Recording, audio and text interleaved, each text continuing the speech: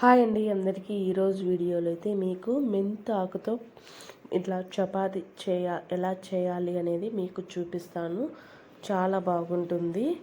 ఇది ఏ కూరాకులైనా మనం ఇలా చేసుకొని తినచ్చు. నేనైతే ముల్లంగి మసాలా గ్రేవీ అనేది చేసుకున్నాను. చాలా బాగుంది. మీరు కూడా ఏ కూరాకు ఉంటే అలా ఆ కూరాకుతో ఇలా మెంతాకుతో చపాతి ఇలా ట్రై చేసి చూడండి. ఈ వీడియోలో అయితే మీకు నచ్చిన వాళ్ళు ఎవరైనా ఉంటే ఈ వీడియోలో అయితే చూసేయండి. చాలా బాగుంటుంది. తప్పకుండా ట్రై చేసి చూడండి. ఓకేనా? ఇప్పుడైతే వీడియోలోకి అయితే వెళ్దాం. ఎలా తయారు చేయాలి అనేది. నేను 2 కప్పులు అయితే గోధుమ పిండి తీసుకున్నాను. ఇలా 2 కప్పులు గోధుమ పిండి, 1 కప్పు ఇది మెంతాకు శుభ్రంగా వాష్ చేసుకొని సన్నగా కట్ చేసుకొని వేసుకోవాలి.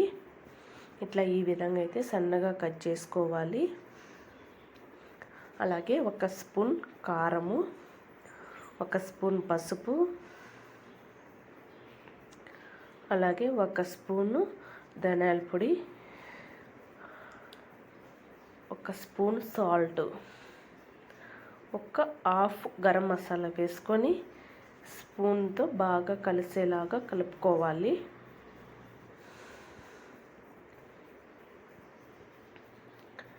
ఇట్లా బాగా ఈ గోధుమ పిండి కలిసేలాగా కలుపుకునే తర్వాత 1 హాఫ్ కప్ పెరుగు అయితే తీసుకోవాలి.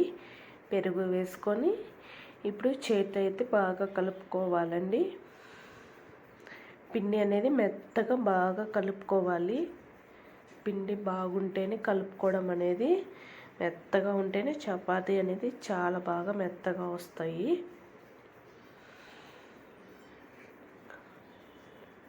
మీరు కావాలనుకుంటే వీటిలో కొంచెం వేడి నీళ్ళైనా పోసి కొద్దిగా పిండి అనేది మెత్తగా కలుపుకోండి. లేదంటే చల్ల నీళ్ళతో అయినా పిండి కలుపుకోండి. ఇట్లా అయితే చేతితో కొద్దిగా వాటర్ పోసుకొని పిండి అనేది మెత్తగా కలుపుకోవాలండి.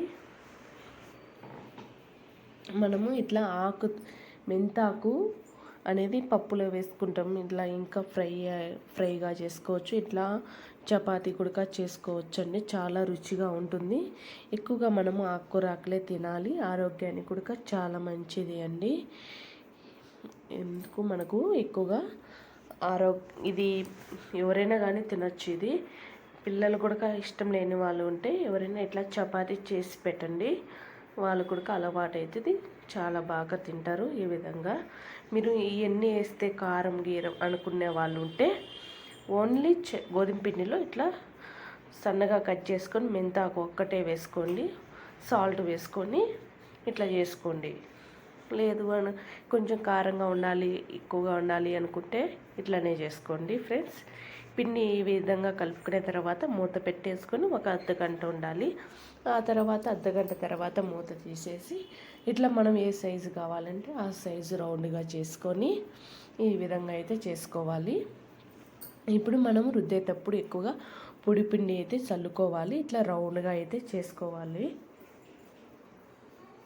ఎక్కువగా మనము పొడి పిండి చల్లుకోవాలండి, లేదంటే సరిగా రావు.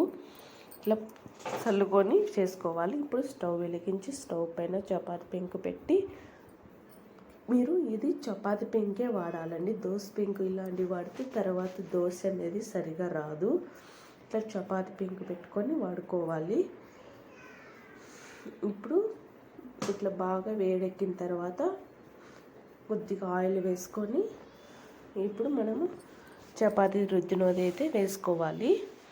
ఎక్కువ కాల్చుకునేటప్పుడు ఎక్కువగా పెట్టకుండా మరి కొంచెం మీడియంలో పెట్టుకొని కాల్చుకోవాలి. పైన ఎక్కువగా ఒక ఆయిలే పడుతుందండి. 1 స్పూన్ ఆయిల్ వేసుకొని బాగా రౌండ్గా అనుకోవాలి. దీనికి ఆయిల్ ఎక్కువ పడుతుంది కాస్త. ఇట్లా ఒక పక్క కాలిన తర్వాత ఇంకో పక్కకి హోల్డ్ చేయాలి. ఆ తర్వాత ఇట్లా కొంచెం మీడియంలో అయితే చేసుకోవాలి. మీడియంలో పెట్టుకొని ఈ విధంగా కాల్చుకోవాలి. ఎక్కువగా నల్లగా పోకుండా ఇట్లా లైట్గా బాగా కాల్చుకోవాలండి. మీడియంలో పెట్టుకొని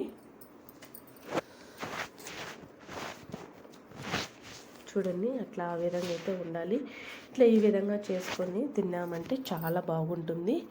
మనము ఇట్లా ఆరోగ్యానికి కూడా చాలా మంచిది. ఇవి ఎక్కువగా గర్భవతులు కానీ ఎవరైనా కానీ ఇలా చేసుకొని తినండి. ఎక్కువగా చాలా రుచిగా ఉంటుంది. మనం మెంతాకు అనేది ఎక్కువగా ఇష్టం లేని వాళ్ళు ఉంటే ఎవరైనా చపాతీలు వేసుకొని తినండి, చాలా బాగుంటుంది. చూడండి, ఇట్లా ఆ విధంగా అయితే రౌండ్గా చేసుకొని ఎక్కువ మంట పెట్టకుండా తక్కువ మంటలో మీడియంలో పెట్టేసుకొని ఈ విధంగా అయితే చేసుకోవాలి. ఇందులో మీకు ఏ కర్రీ ఉంటే ఆ కర్రీతో తినొచ్చు, చాలా బాగుంటుంది.